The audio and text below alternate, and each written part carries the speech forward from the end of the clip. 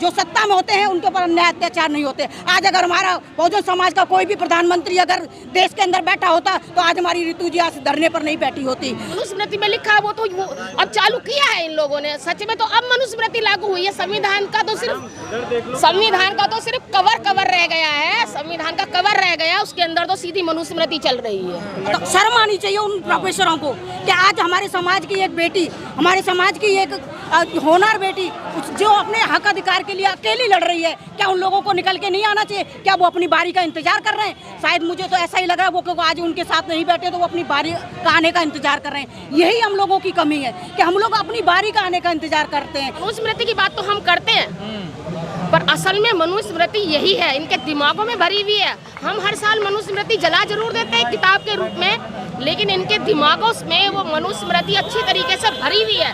वो मनुस्मृति इनके दिमागों से जलानी पड़ेगी हम लोग। क्या वजह रही, क्यों आज आपको सड़कों पर आना पड़ा?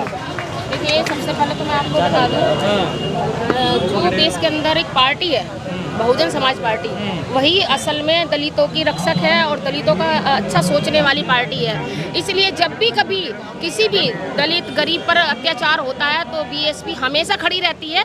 ये अलग बात है कि मीडिया जो मनुवादी मीडिया वो दिखाती नहीं है, लेकिन अब जो हमारे बहुजन चैनल आ गए हैं उनका मैं धन्यवाद करना चाहती हूँ कि वो अब ये सब दिखाने लगा है और सोशल मीडिया के जरिए अब बीएसपी के जो लोग हैं उनका भी पता लगने लगा है कि भाई ये लोग भी सबसे ज़्यादा जो हितैषी हैं यही लोग हैं और कोई नहीं है। तो क्यों आना पड़ा आज दिल्ली यूनिवर्सिटी में आपको? देखिए, यहाँ पर हमारी एक बहन है डॉक्टर ऋतु, उनको एक मनुवादी विचारधारा से ग्रस्त जो प्रिंसिपल है यहाँ विश्वविद्यालय में, उन्होंने सस्पेंड कर दिया है उनको बिना कुछ नोटिस दिए, बिना कुछ बताए। क्योंकि आप ये लगा लीजिए कि मनुस्मृति की बात तो हम करते हैं, पर असल में मनुस्मृति यही है, इनके दिमागों में भरी हुई है। हम हर साल मनुस्मृति जला जरूर देते हैं किताब के रूप में, लेकिन इनके दिमागों में वो मनुस्मृति अच्छी तरीके से भरी हुई है। वो मनुस्मृति इनके दिमागों से जलानी पड़ेगी हम लोगों को, और वो तभी जल सकती है जब हम, कहने को तो 85% हम लोग हैं, लेकिन अगर हम 30% भी अगर इकट्ठा हो जाते हैं, 20 भी हो जाते हैं, क्योंकि ये तो 15 ही हैं, 5% अगर हमसे ज़्यादा हो जाते हैं तो वो इनके दिमाग से हम मनुस्मृति निकाल सकते हैं। लेकिन क्या करें, हमारा समाज बिखरा पड़ा है, जिसके ऊपर अत्याचार होता है वही लड़ाई लड़ता है और सारे तमाशा देखते हैं। अगर इस तमाशे को छोड़कर ये सोच ले कि ये लड़ाई इसकी नहीं मेरी है, आने वाली जनरेशन की लड़ाई है, क्योंकि आज इसके साथ हो रहा है तो आने वाली जो हमारी जनरेशन है उनके साथ तो और भी बुरा होगा। आज जो एक तो बड़ी मुश्किल से इन जॉब, इतनी बड़ी जॉबों पर पहुंचते हैं, नौकरियां पहुंचते हैं। पहली बात तो मोदी ने सारी नौकरियां ही ख़त्म कर दी हैं। अगर किसी तरीके से अगर हमारे बच्चे या हमारी बहनें नौकरियों पर, हमारे भाई नौकरियों पर, उन्हें किसी ना किसी तरह से प्रताड़ित कर उनको सस्पेंड किया जा रहा है, उनको नौकरियों से हटाया जा रहा है, और ये सच में ही मनुस्मृति यही है। रजनी जी, क्या लगता है आपको? अभी तक सुना जाता था कि गांव में अत्याचार होता था दलितों का, अब तो ये दिल्ली विश्वविद्यालय जैसे में दलितों के ऊपर प्रोफेसर के ऊपर अत्याचार हो रहा है, उन पर जाति के कारण ऐसे आरोप लगा रहे हैं, आप लोग को उनको निकाल दे रहे हैं। हम लोगों का जो बिखराव है ना, उस बिखराव की वजह से ये लोग हमारे ऊपर जो हावी हो रहे हैं वो हमारे बिखराव की वजह से हो रहे हैं। हम लोग नारा तो बहुत देते हैं, हर मंच से देते हैं, बोलते हैं कि हम 85% हैं, पर लेकिन जब किसी भी बहन के ऊपर, किसी भी बुजुर्ग के ऊपर, किसी कमज़ोर के ऊपर कोई भी एट्रोसिटी वगैरह होती है तो वो पता नहीं वो बहुजन 85 कहने वाले लोग कहाँ बैठे होते हैं, समझ नहीं आता। कहा जाता दलितों से ज़्यादा यूनिटी तो किसी में नहीं है। बिल्कुल, बोल तो नहीं हूँ, संख्या में हम बहुजन 85 हैं, लेकिन दिखाने के लिए, यूनिटी दिखाने के लिए पता नहीं हम लोग कहाँ बैठे होते हैं। ये चीज़ हम लोगों को सोचनी पड़ेगी, और इसीलिए ये मनुवादी लोग हैं ना, इसीलिए हम पे हावी हो रहे हैं। इसीलिए अत्याचार, अब आप यही देख लीजिए, मैं यहीं का उदाहरण देती हूँ। आज हम जिस बहन के लिए यहाँ पर उनकी ताकत बनने के लिए हम लोग यहाँ पे आए हैं, अगर जो हमारा जो दिल्ली यूनिवर्सिटी है, क्या इस यूनिवर्सिटी में हमारे एससी के छात्र नहीं होंगे? क्या इसमें एससी के हमारे प्रोफेसर नहीं होंगे? कहाँ है वो यहाँ पर? अगर उनको थोड़ी बहुत शर्म होती, अगर उन्हें 2000 है लगभग यहाँ पर प्रोफेसर दलित, तो शर्म आनी चाहिए उन प्रोफेसरों को कि आज हमारे समाज की एक बेटी, हमारे समाज की एक होनहार बेटी जो अपने हक अधिकार के लिए अकेली लड़ रही है, क्या उन लोगों को निकल के नहीं आना चाहिए? क्या वो अपनी बारी का इंतजार कर रहे हैं? शायद मुझे तो ऐसा ही लग रहा है वो क्योंकि आज उनके साथ नहीं बैठे तो वो अपनी बारी का आने का इंतजार कर रहे हैं। यही हम लोगों की कमी है कि हम लोग अपनी बारी का आने का इंतजार करते हैं। हम लोग जिसके किसी को और के ऊपर अगर कोई एट्रोसिटी होती तो उससे हम सबक क्यों नहीं लेते? उस चीज़ से हमें सबक लेना चाहिए कि कहीं ये चीज़ हम तक ना चल के आ जाए, इसे हमें यहीं रोक देना चाहिए। तो ज़रूरी है कि हमारे बहुजन समाज को सोचना चाहिए, जो तमाम संगठनों में जाकर के जो बिखराव हो चुका है, तमाम संगठनों में जाकर के वो अपने आप को सुपीरियर मानने लगे, उन सुपीरियरों को भी सोचना चाहिए कि कहाँ कहाँ हमें एकजुट होने की ज़रूरत है। आज अगर वर्तमान स्थिति की हम बात करें ना सर, तो आज ऐसी स्थिति है, लोग कहते थे कि संविधान को कोई बदल नहीं सकता। भैया संविधान बदला भी जा रहा है और संविधान दबे पांव सारे काम हो भी रहे हैं और तुम कुछ भी नहीं कर सकते। मोदी के आर्थिक सलाहकार कहते हैं नया संविधान चाहिए।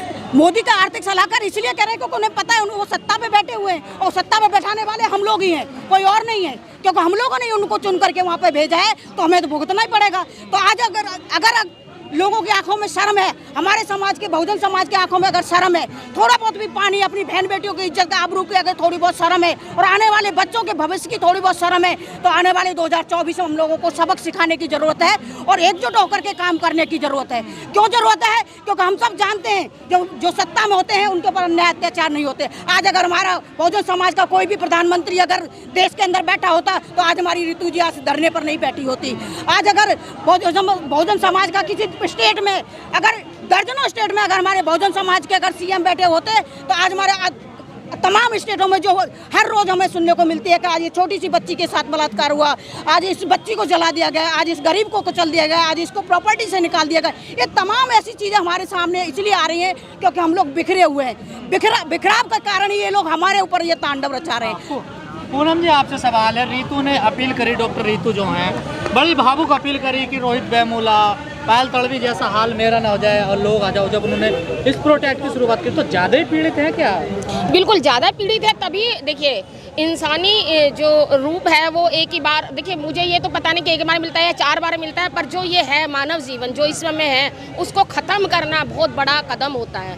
और अगर ये कोई कह दे कि मतलब मुझसे पहले भी जिनके साथ अत्याचार हुआ उन लोगों ने आत्महत्याएं कर ली और ये कदम मैं भी उठा सकती हूँ, तो ये हो सकता, सच भी हो सकता है। और वो ज़्यादा ही प्रताड़ित हुई हैं क्योंकि देखिए इस नौकरी तक आने में बहुत पापड़ बेलने पड़ते हैं। गरीब इस तबके से उठकर इतनी मेहनत करके मजदूरी करके लोग अपने बच्चों को पढ़ाते हैं और इस स्तर तक लेकर आते हैं, और जब उनको एक ही झटके में उस जॉब से हटा दिया जाए या फेंक दिया जाए या बाहर निकाल दिया जाए तो दुख तो होता है। लेकिन कहा जाता है शिक्षा संस्थानों में जातिवाद नहीं होता, एक शिक्षक तो माता पिता के समान होता है। मैं तुम्हें सैकड़ों ऐसे उदाहरण दे दूं जहां अभी एक बच्चे का मसला आया था, मुजफ्फरनगर का था। एक जो मैडम थी वो एक त्यागी थी, वो भी ब्राह्मण ही थी। सीधे कहिए ना, त्यागी क्या, सीधी ब्राह्मण ही कहिए ना।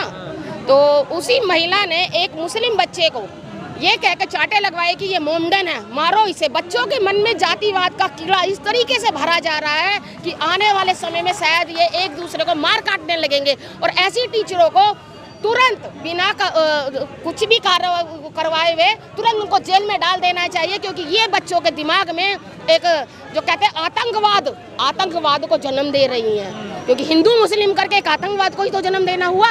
ये एक भारत देश जो है वो एक समानता का देश है, एकजुट रोल लगाते हैं। लगी हुई है सविता रॉय जो प्रिंसिपल है दौलतराम कॉलेज की, इनकी गिरफ्तारी क्यों नहीं हो रही अभी तक? देखिए अभी मैंने आपको क्या कहा कि यहाँ पर भी मनुवाद जो आज दिल्ली पर जो राज कर रहा है वो मनुवाद ही कर रहा है, यूपी पे जो राज कर रहा है वो मनुवाद ही कर रहा है, चारों तरफ तो मनुवाद ही है। तो वो अपने लोगों को क्यों जेल में डालेंगे? आप लोगों को प्रताड़ित करेंगे ना। वो जो मनुस्मृति में लिखा है वो अब चालू किया है इन लोगों ने। सच में तो अब मनुस्मृति लागू हुई है, संविधान का तो सिर्फ कवर रह गया है। संविधान का कवर रह गया, उसके अंदर तो सीधी मनुस्मृति चल रही है। मैडम इसका निवारण कहा जाता है संविधान? देखिए इसका एक ही निवारण है, जिसकी सत्ता उसका राज। तो जब तक हमारे लोग सत्ता पर अपने लोगों को काबिज नहीं करेंगे, बहुजन समाज को नहीं लेकर आएंगे, ऐसे ही अत्याचार होगा, ऐसे ही बेटियां नंगी घुमाई जाएंगी, ऐसे ही बलात्कार होंगे, ऐसे ही हमारे बिना कारण हमारे लोगों को सस्पेंड किया जाएगा, ऐसे ही चलता रहेगा आजीवन। जब तक हमारे बच्चे कैसे आएगी? आप लोग तो गठबंधन में शामिल नहीं हो रहे, अकेले लड़ने का चुनाव ऐलान देखिए कर मेरी बात सुनिए, जिनसे गठबंधन करना वो भी तो मनुवादी है। कौन सा उसमें बहुजन है बताइए ना? कौन सा दलित समाज का हितैषी है? मुझे एक भी बता राहुल दीजिए। गांधी है ना, देखिए वहाँ। राहुल गांधी भी तो ब्राह्मण ही है। अखिलेश यादव है, मान्यवर वो साहब भी के। तो यादव, वो तो सबसे ज्यादा करते हैं। जो भी सी समाज है वो तो हमारे साथ सबसे ज्यादा जातिवाद करता है। तो फिर कैसे होगा?